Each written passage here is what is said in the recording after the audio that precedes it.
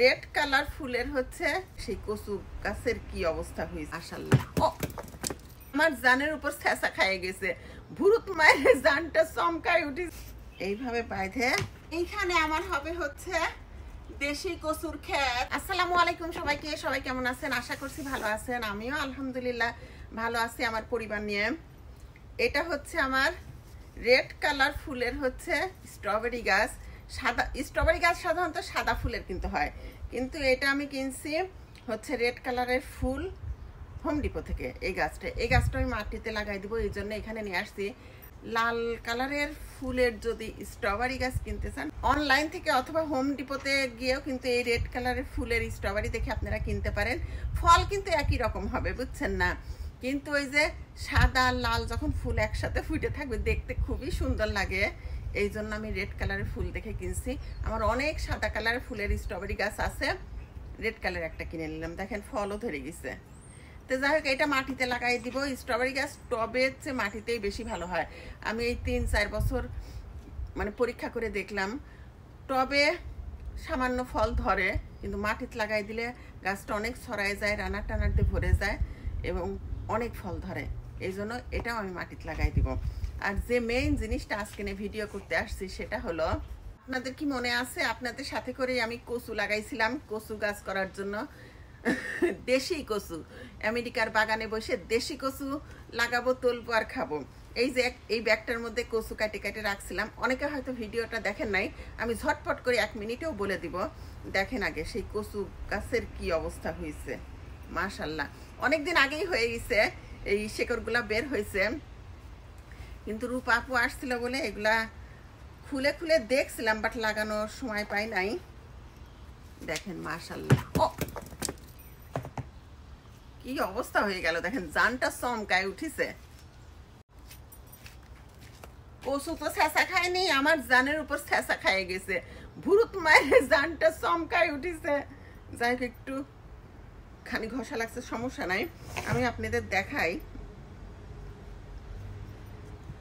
এই দেখেন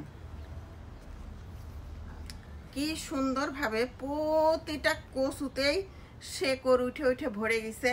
এই ব্যাগের মধ্যে রাখছিলাম, এই দেখেন কি অবস্থা হয়ে গেছে, দেখছেন?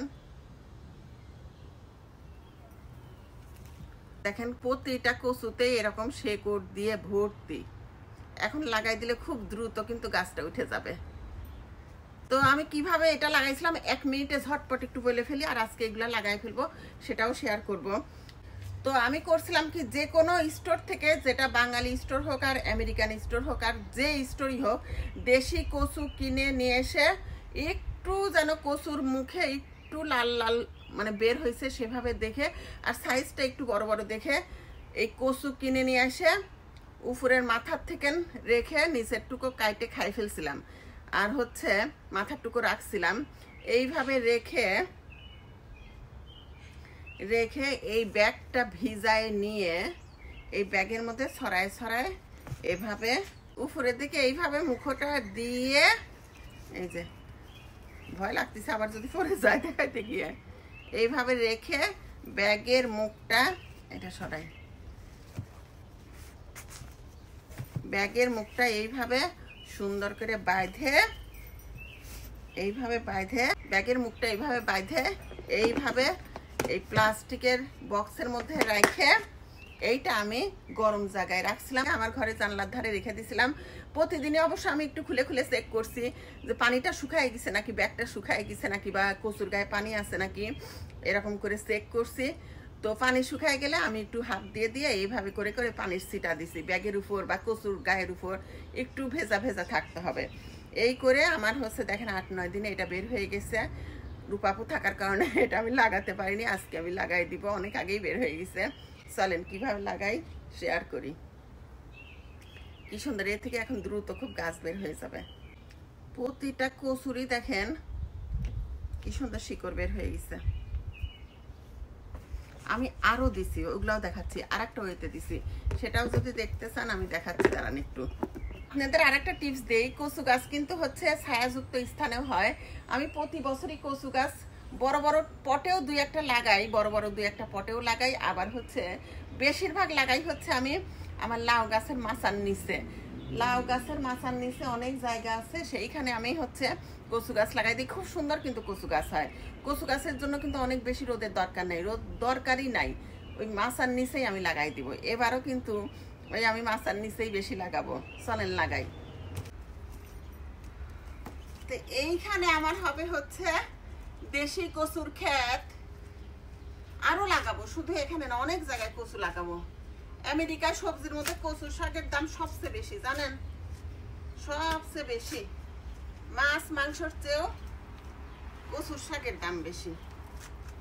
তো যাই হোক, মাটিগুলাই করা হয়ে গেল, এখন লাগাই দিই।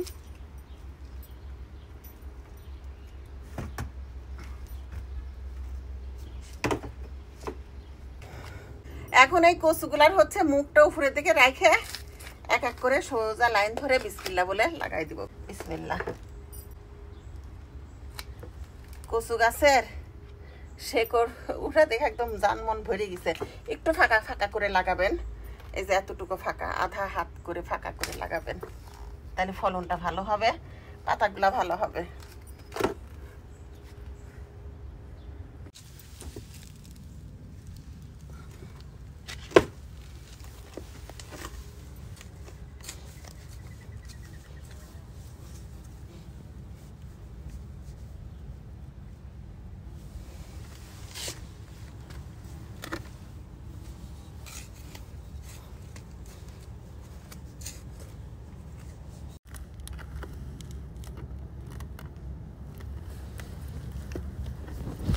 এইভাবে একে একে লাইন ধরে আমি সবগুলা কচুই এখন লাগাই দিব। সবগুলাই লাগানো হয়ে গেছে, এখন আলতো করে মাটি দিয়ে কাভার করে দিব। বেশি চাপাচাপি করে দেওয়ার দরকার নেই, আলতো আলতো করে।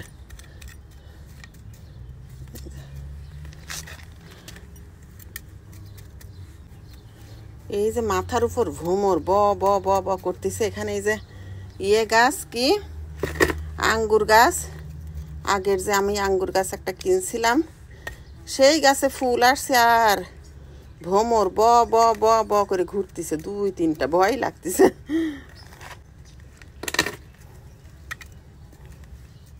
এইটার উপর আবার নেট দিয়ে দিতে হবে, নাহলে এই যে কাঠ বিড়ালি আবার উফরাই উফরাই সব তুলে ফেলে। বৃষ্টি হয়েছে রাত্রে, কিন্তু এই যে সিমটা গরম করে না, সিমটা গরম, সেরকম সিমটা গরম পড়তেছে। তো যাই হোক, আপনারাও এরকম কচু লাগাই দিয়ে একদম মজার মজার কচু ঘন্ট করে খান, ইলিশ মাছের মাথা দিয়ে, চিংড়ি দিয়ে, সেই স্বাদ কচু ঘন্ট। আর হাতে লাগানো কচু কিন্তু এত নরম হয়ে সেদ্ধ হয়ে যায়, গলে যায়, মানে স্বাদই আলাদা, দোকানেরটা সেদ্ধ হতে চায় না। তো এভাবে কচু লাগায় সবাই কচু খান। সবাই ভালো থাকেন, ভিডিওটা ভালো লাগলে শেয়ার করে দিবেন প্লিজ। আল্লাহ হাফেজ। ভাইয়াও চলে আসছে। আসসালামু আলাইকুম। ওয়ালাইকুম সালাম।